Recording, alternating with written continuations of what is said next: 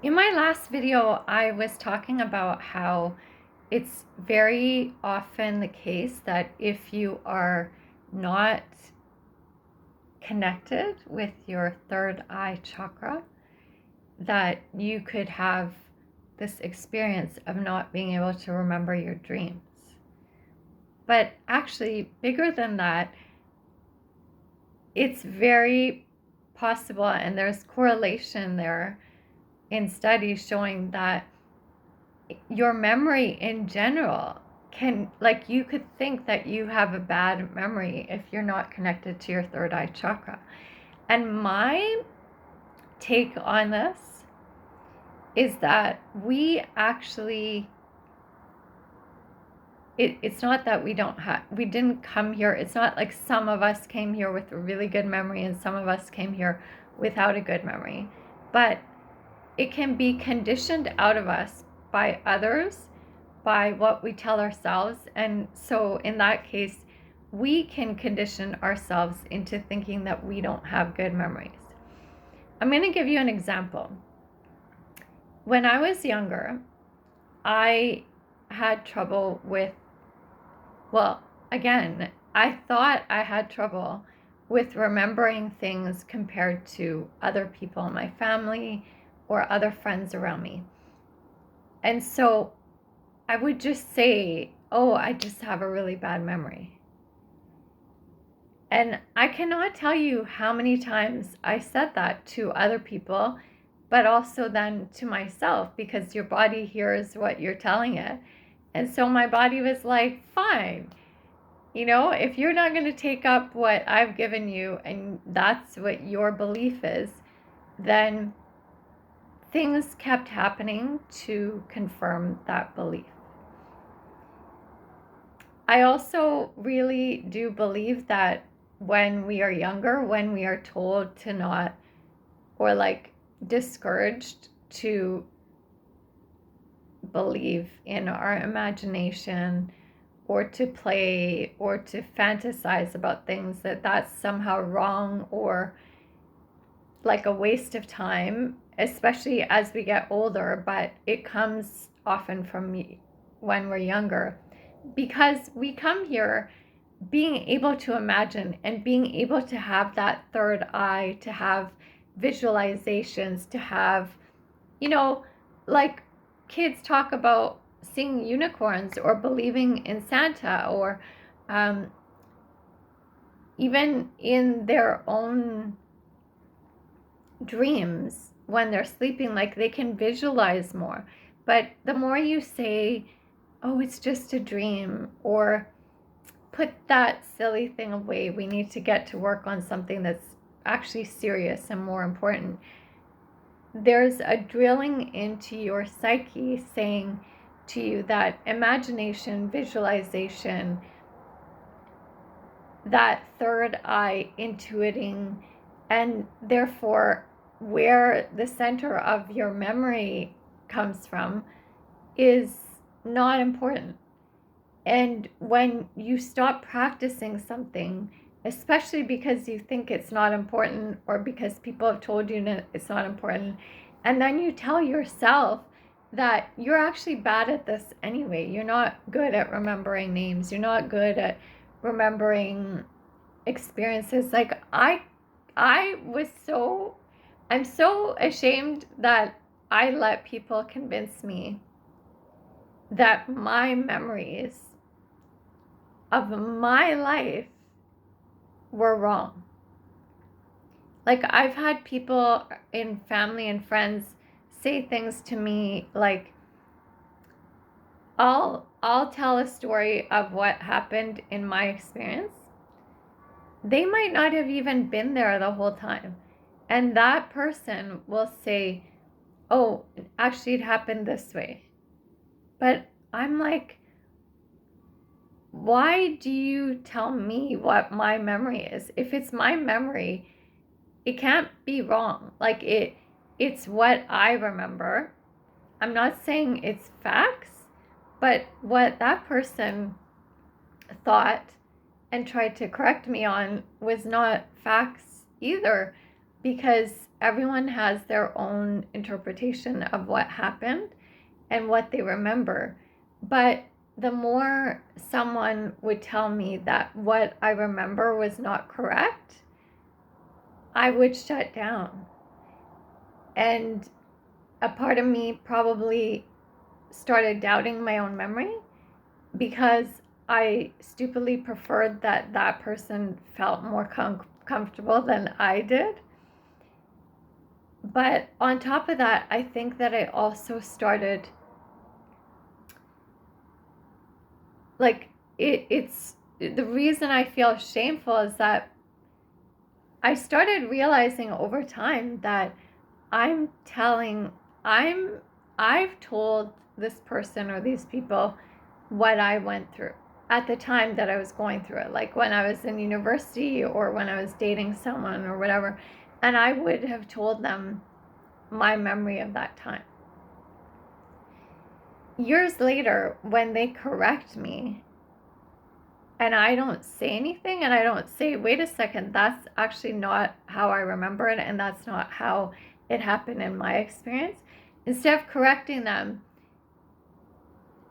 I realized, like, I'm telling them, oh yeah, you would know my memory of my experience. Like, you weren't even there, you weren't even in that relationship, or you weren't in that moment.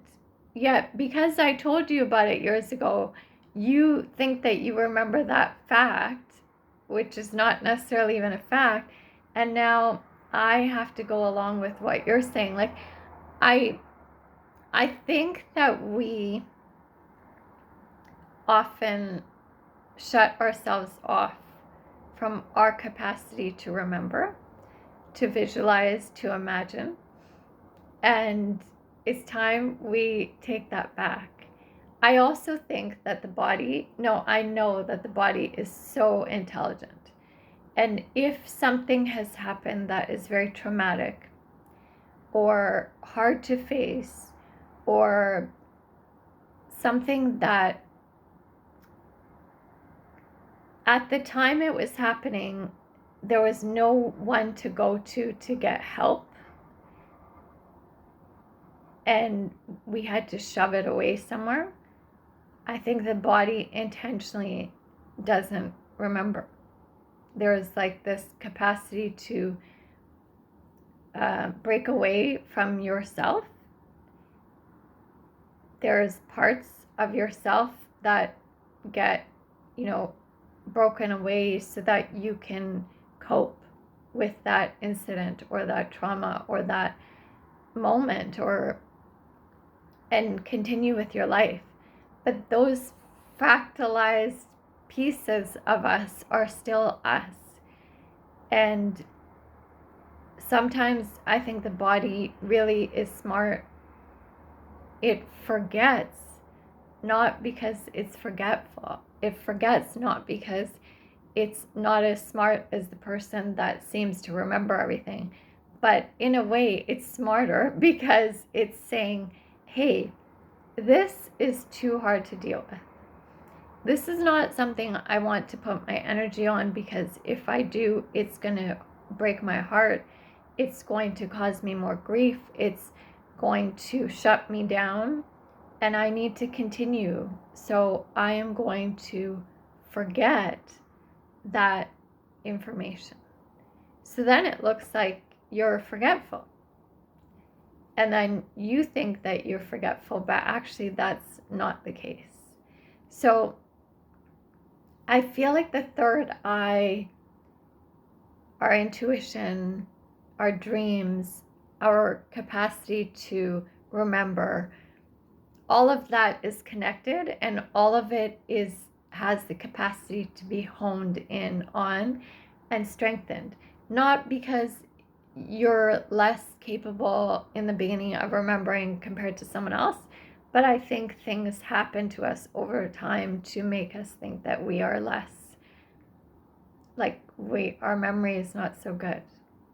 I even believe that people who get Alzheimer's and things like that, I'm not a doctor, and I don't know the whole science behind it, but I do feel like there's a huge emotional component, because oftentimes, what we emotionally let go of, the memory, like we can't remember that, or we don't want to, like, or our mind and psyche like can't grip onto that memory.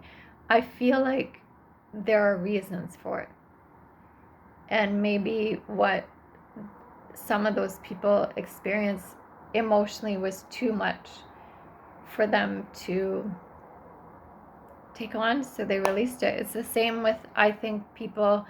There are places where a bunch of people became blind, and they didn't know why. They thought it was the water that they were drinking, and over time they realized those people had gone through seeing their loved ones go through really traumatic experiences, like being killed in front of them and tortured. Hearing, I'm sure that, like my mom had loss of hearing over time, but I think sometimes she was quite selective about what she could hear. And I think it was, like, to me, people lose their hearing also because the body can be really smart, and you hear things over time that hurt you, you don't want to hear anymore. That part of you shuts off that world, not because you don't want to hear everything, but there are certain things that don't want to be heard. And your body almost is sometimes smarter than your mind, because it's like, oh, that thing has continuously hurt me to hear that, and you just shut that out. Or that, it's not that I don't want to see things, but it was too much what my eyes saw at that time. So your vision gets blurred, or you can't see. And strangely enough, when you lose those senses, other senses get stronger. And I think everything's so connected. And it's another reason why tapping into your dreams can actually help trigger memory recovery. And not in a jarring way, like through your subconscious. It's less forced, and it's not happening during the day when you're out and about. But yeah, I find the body so interesting, and